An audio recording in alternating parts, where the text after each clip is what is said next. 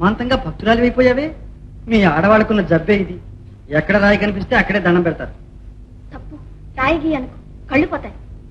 పోతే పర్వాలేదులే, నీ కళ్ళున్నాయిగా. సరే కాని ఈ దేవుడికి ఎంత మహత్తుందో తెలుసా? ఉన్నట్టు కనిపించదే. ఉంటే ఇక్కడ బస్సులు, రోడ్లు, ఎలక్ట్రిసిటీ అన్ని రావాల్సిందేనే ఈ పాటికి. మహత్తుందో లేదో తెలుస్తుంది. మనసులో ఏమన్నా కోరుకుంటే కోరుకో, కోరింది కోరినట్టు అవుతుంది. అలాగా? అయితే ఓ దేవుడా. అలా కాదు, కూర్చుని కళ్ళు మూసుకుని నిష్టగా నియమంగా చెప్పుకోవాలి. ఓహో, చాలా ఉందే తతంగం. సరే. ఓ భగవంతుడా, నీ ఎదుట ఓ మనిషి ఉన్నాడు. ఆ మనిషికి ఓ మనసుంది. ఆ మనస్సులో ఒక ఆడపిల్ల ఉంది. ఆ ఆడపిల్లకు కూడా మనసుంది. చూశావా ఎంత తిరకాసు? ఇక్కడో మనసు, అక్కడో మనసు. అలా కాకుండా ఈ రెండు మనసులు ఏకం చేయవయ్యా, నీకు పుణ్యం ఉంటుంది. ఏమంటావు? నేనయ్యా, సమాధానం చెప్పవే.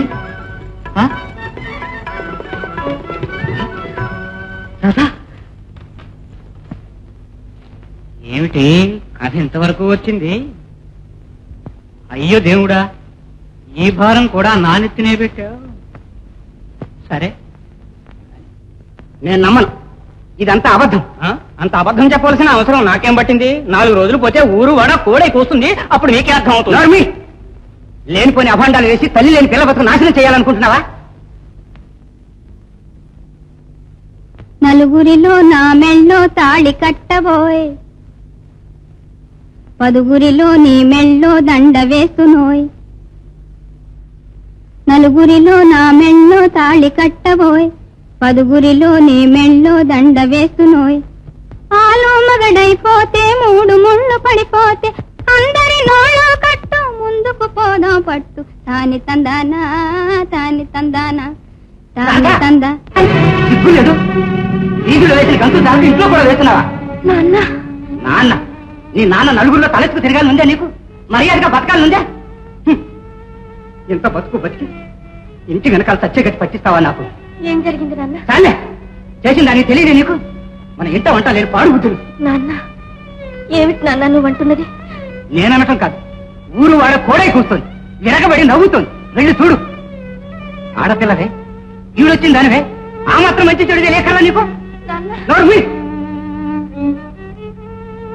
ఇందుకు నిన్న నీళ్ళ నాది బుద్ధి తక్కువ.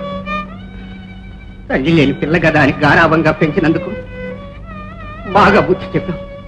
ఇదిగో, ఆ తోట వైపు వెళ్ళిన ఆ కృష్ణతో మాట్లాడిన జాగ్రత్త. ఇదే మీ అమ్మ అయితే కాళ్ళు విరగొట్టి మూల పడేసేది.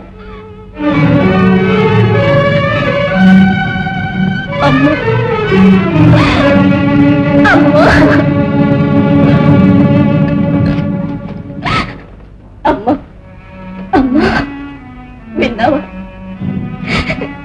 ఎలా చెప్పను? మనసు విప్పి నాన్నతో ఎలా చెప్పనమ్మా? ఇంతకాలం నువ్వు లేని కొరత తెలియకుండానే పెంచాడు నాన్న.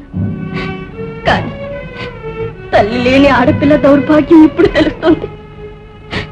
అమ్మా, కృష్ణని నేను ప్రేమించాను. ప్రేమించి పెళ్లి చేసుకోవడం తప్ప? చెప్పమ్మా, నువ్వే చెప్పు. చెప్పమ్మా, నువ్వే చెప్పమ్మా, నువ్వే చెప్పు. చెప్పమ్మా. రాధా, చచ్చిపోయిన అమ్మతో చెప్పుకుంటున్నావా? అమ్మ, ఈ నాన్న బతుకున్నాడని మర్చిపోయావా? నీకెప్పుడు ఏళ్ళు లోటు చేశాను, ఇప్పుడు మాత్రం ఎందుకు చేస్తాను? అమ్మా, నీ ఇష్ట ప్రకారమే చేస్తానమ్మా. నీ కోరిక నెరవేరుస్తా. అమ్మా, బస్తీలో ఏ పైనకైనా సరే అడ్వాన్స్ గా పరాయిలు పైసా, పైసా మీద హై పరమాత్మ. అదే మంచిదిలే నాయన, ఏ గొడవలు ఉండవు. ఇంతకు ముందు ఈ గదిలో ఒకడు ఉండేవాడు. వెళ్లే ముందు 2 నెలల అద్దె ఎగయ్యగా నువ్వు దగ్గర చొంబు చాలా కూడా పట్టుపోయాడు. వాడి మొహం మంట. డామిటి ఏమిటి? ఒట్టి దొంగ ముండా కొడుకైతే కాదండి, వాడికి అంతకంటే మంచి వస్తువులు ఏమి దొరకలేదు అనుకుంటాను. అత్తయ్య గారు, అక్కయ్య గారు, నా వల్ల అటువంటి లిటిగేషన్ ఏమి రాదని హామీగా చెప్తున్నాను, నమ్మండి. అయ్యో అయ్యో, ఎంత మాట ఎంత మాట.